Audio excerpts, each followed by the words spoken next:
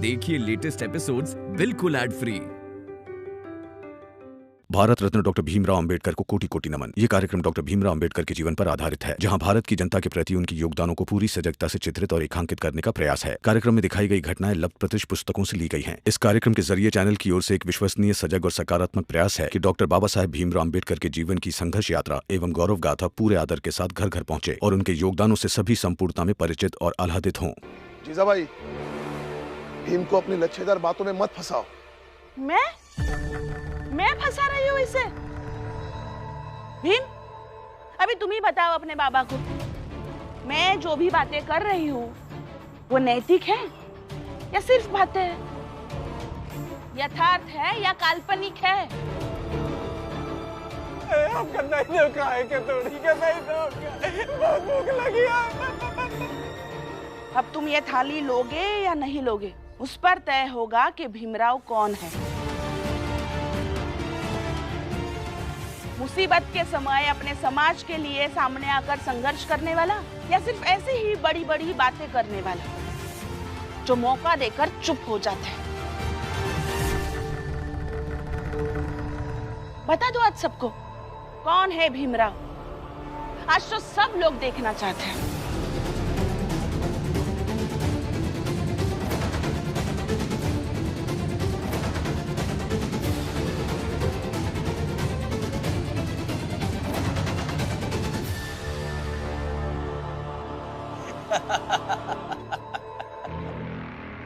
चलिए भाऊ, इस भीमराव से कुछ नहीं होगा।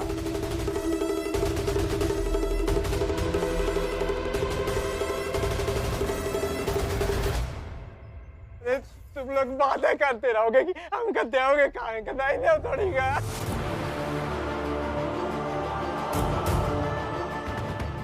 इन 4 दिनों तक इसकी जात का कोई भी आदमी इसे खाना पीना नहीं देगा और जो भी इस सभा का फैसला नहीं मानेगा उसे हमेशा हमेशा के लिए समाज से बाहर कर दिया जाएगा। भीमराव, क्या सोच रहे हो? थाली लोगे या नहीं? जल्दी फैसला करो।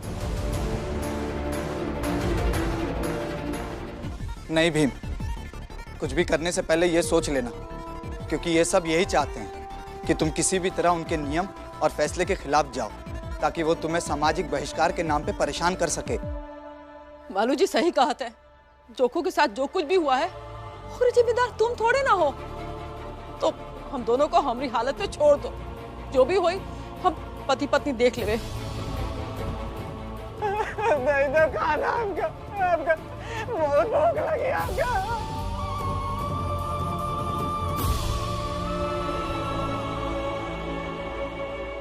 बताओ क्या करोगे?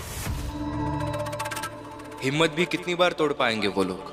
हिम्मत तो फिर से जुट जाएगी और मैं उम्र भर अपने जात के लोगों की हिम्मत को जोड़ता रहूंगा।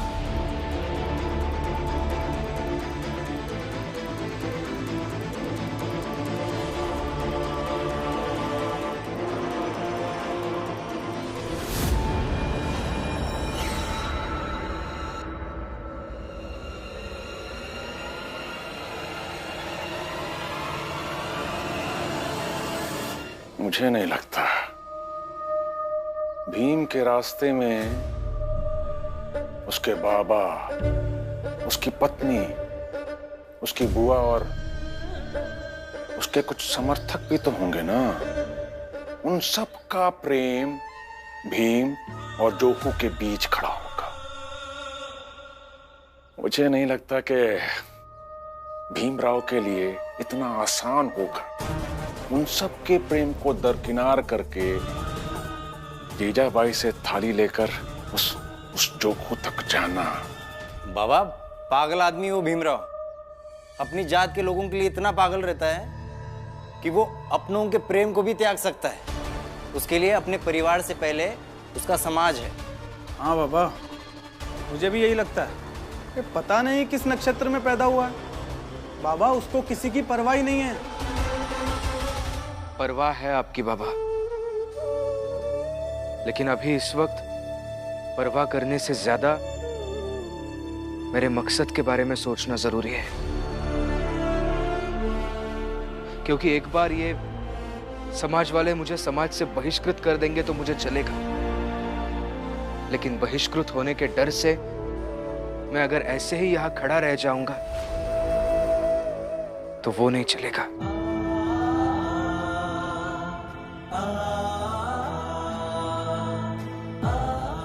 मैं नहीं जानता कि लोग मुझे कैसा भीमराव बनते हुए देखना चाहते हैं, मगर मैं अच्छे से जानता हूं कि मैं क्या कर रहा हूं।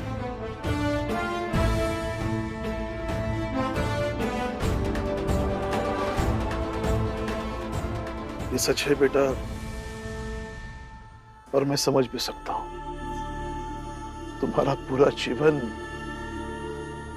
ऐसे ही मुसीबतों से लड़ने में बीतेगा।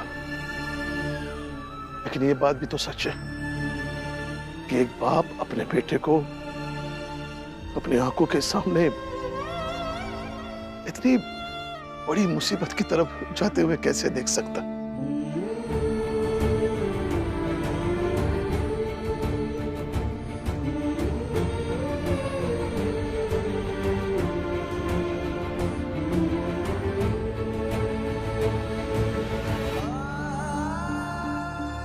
ये थाली मैं जोकू को देकर आता हूं।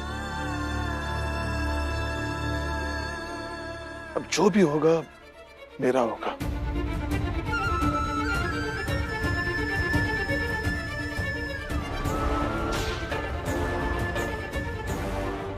तुम्हारा मकसद भी बच जाएगा और मैं एक बाप का फर्ज भी निभा सकूंगा।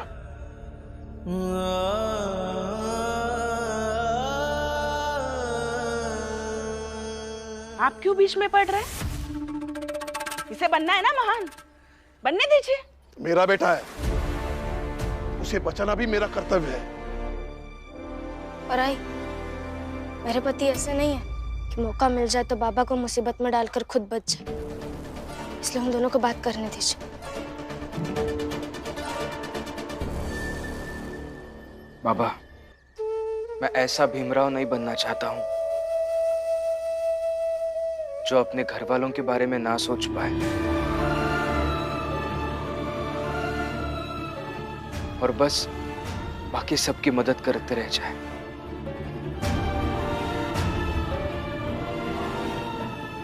आप नहीं जाएंगे?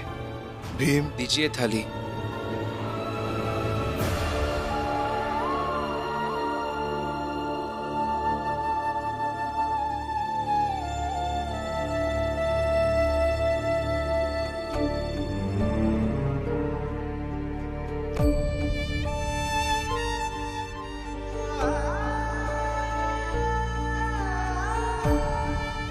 रमा, रो मत। उल्टा ये सोचकर संतोष कर लो कि रमाबाई होना भी आसान नहीं है।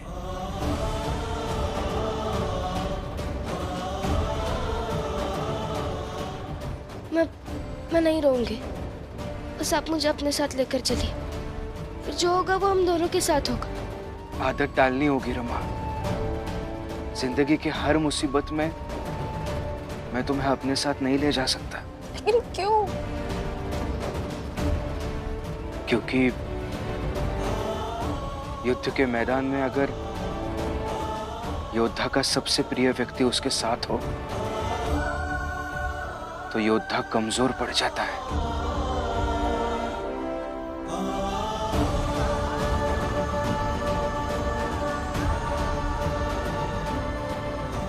तुम बाबा का, आनंद भैया का, बाकी सबका ख्याल रखो।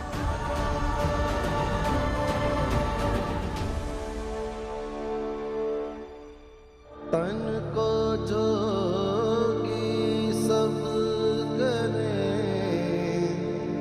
मन को विरला कोय, सब विधि सहजे पाइए, जे मन जोगी हो। अब समझ जाओ कि समाज की बड़ी जात की लोगन के खिलाफ होवे की सजा का दर्द का होता है और फिर ऊंची जात से लड़ाई का भूल जा और समानता असमानता की बात करना भी छोड़ दोगे।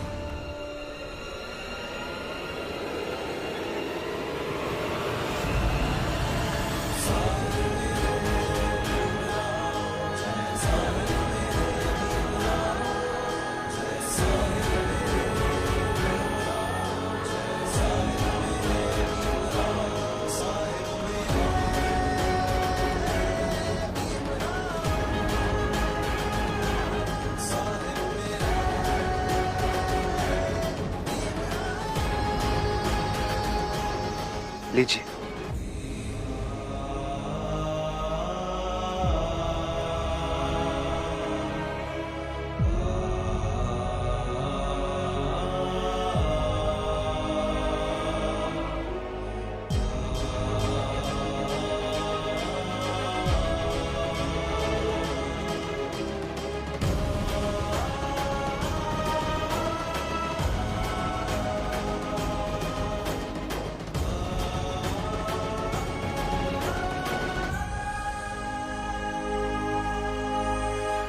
रमा, हिम्मत रखो। भीम की ये नई लड़ाई है। सभा के नाम पर दूसरों को समाज से बेदखल कर देने के साजिश के खिलाफ, इसलिए विश्वास रखो। विश्वास है काकी। मैं जानती हूँ कि वो जीत जाएंगे ये भी लड़ाई, अगर सब कुछ जानते हुए भी वो तो उनकी पत्नी ना।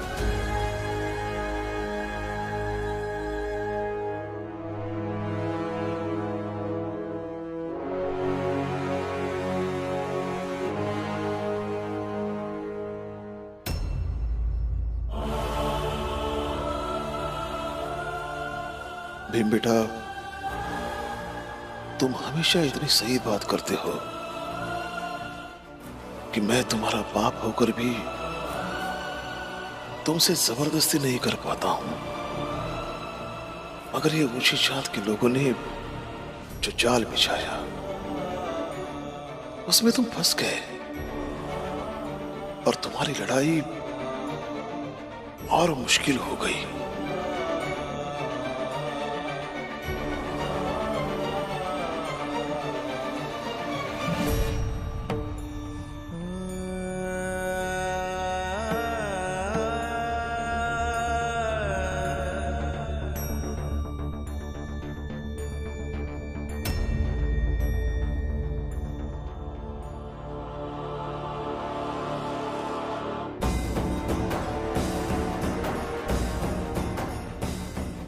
लीजिए, आंसू पोंछिए। और आप रो क्यों रहे हैं? आपको तो खुश होना चाहिए। आपका बेटा और भी बड़ी लड़ाई लड़ने गया है। लीजिए।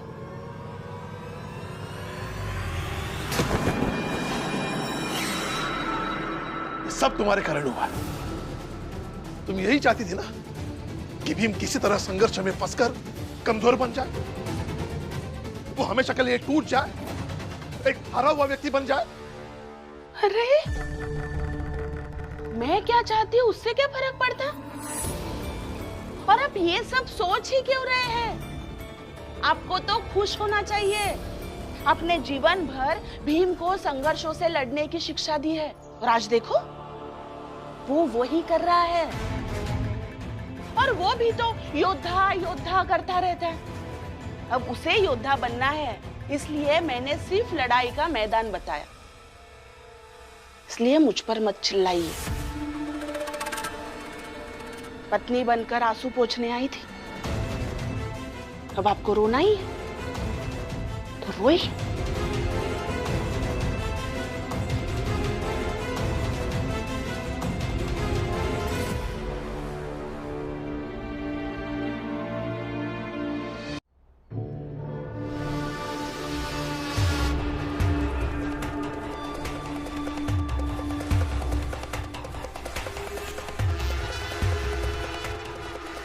भीमराव,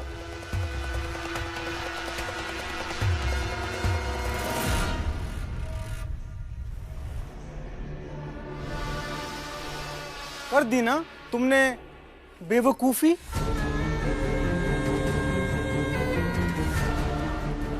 एक को खिलाने के चक्कर में तूने अपनी पत्नी, बाबा, भाई और अपने समाज को छोड़कर अपनी सीमा लांघ ली, जबकि जोखू 3 दिन बाद चाल वापस चला जाएगा, लेकिन तू हमेशा हमेशा के लिए अलग थलग पड़ जाएगा। आप दोनों को गलतफहमी हुई है कि मैं सीमा लांघ कर यहां आ गया, इसका मतलब इन सबसे दूर हो जाऊंगा। नहीं, मैं और जोकू काका दोनों चाल के अंदर जाएंगे। हाँ तो जाओ ना, जाओ अंदर जाकर दिखाओ।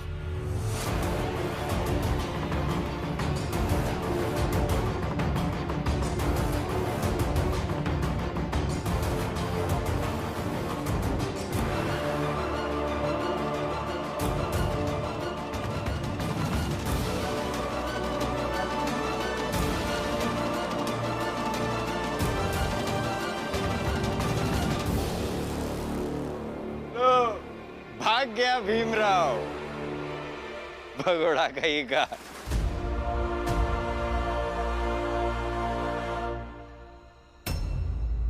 भीमराव अंबेडकर भगोड़े नहीं है। बस आप इतना समझ लीजिएगा कि उनकी लड़ाई यहां से शुरू हुई है।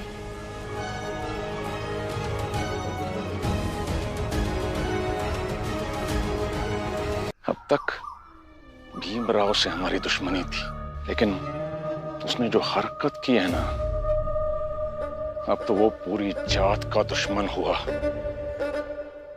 उसने हमारी व्यवस्था को चुनौती दी है, हम सबके विरुद्ध लड़ने निकला है वो। अगर उसे वक्त रहते नहीं रोका ना हमने, तो देख लीजिएगा आने वाले समय में हमारे समाज का हमारी व्यवस्था से विश्वास ही उठ जाएगा।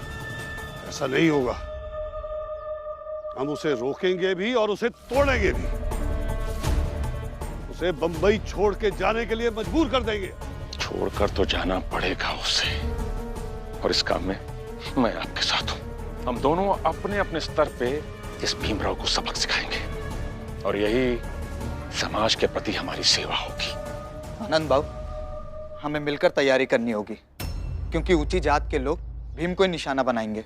तो मालू जी, हमें कैसी तैयारी करनी चाहिए? जितना मैंने मेघनाथ और मेघनाथ जैसे लोगों को देखा है, उसमें मैं ये समझ पाया हूँ कि वो लोग पूरी ताकत से लड़ेंगे, और उनकी ताकत उनके लोग होंगे, और इसलिए हमें भी अपनी लोगों की ताकत बढ़ानी चाहिए। हाँ, हमें ज्यादा से ज्यादा अपने जात के लोगों को एक मत पर लाना होगा, तभी हम ये लड़ाई जीत पाएंगे। साथियों, हमें ज्यादा से ज्यादा लोगों को एक मत पर लाना होगा, तभी हम उस भीमराव को अच्छे तरीके से हरा पाएंगे। क्या क्या कहा तूने? फिर से बोल। यही कि हमें हमारी जात के लोगों को इकट्ठा करना होगा, उनसे बात करनी होगी, उन्हें समझाना होगा कि ये लड़ाई बस भीमराव अंबेडकर की नहीं है, और ना ही सिर्फ जोकू काका की है, बल्कि ये लड़ाई हम सबकी है। और तुझे क्या लगता है सब लोग इकट्ठा हो जाएंगे? अरे जब इस चाल के लोग इकट्ठा नहीं हो पा रहे हैं, तो बाकी सब क्या इकट्ठा होंगे? बेकार की बातें कर रही है। बेकार की बातें आप कर रही हैं काकी, और ये मैं आपको दूसरी बार समझा रहा हूँ कि मेरे सामने मेरे मित्र के बारे में ऐसी बातें मत किया कीजिए। नहीं तो क्या करोगे? क्या करूँगा ये तो पता नहीं काकी, लेकिन कुछ ऐसा जरूर करूँगा जिसे आप अच्छे से समझ जाएंगी कि मैं भीम नहीं हूँ, जो मर्यादा की कद्र करेगा। नंदू भाव,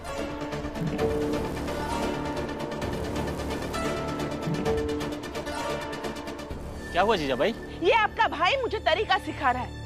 उस जीजाबाई को तरीका सिखा रहा है जिसे उसके पति, उसका परिवार, उसके बहू बेटे कोई नहीं सिखा पाया। अच्छे से समझा दो इसे। अगर मैं मेरे तरीके से समझाऊंगी तो नतीजा बहुत बुरा होगा। नंदू भाव की बातें मुझे कब समझ में आई, जो अब समझ में आएगी? छोड़िए, आपसे बात करना व्यर्थ है। रमा भाभी, आप सबने जो सोचा है सही सोचा है। इसी पे आगे बढ़ते हैं, अपनी जात के लोगों से बात करते हैं।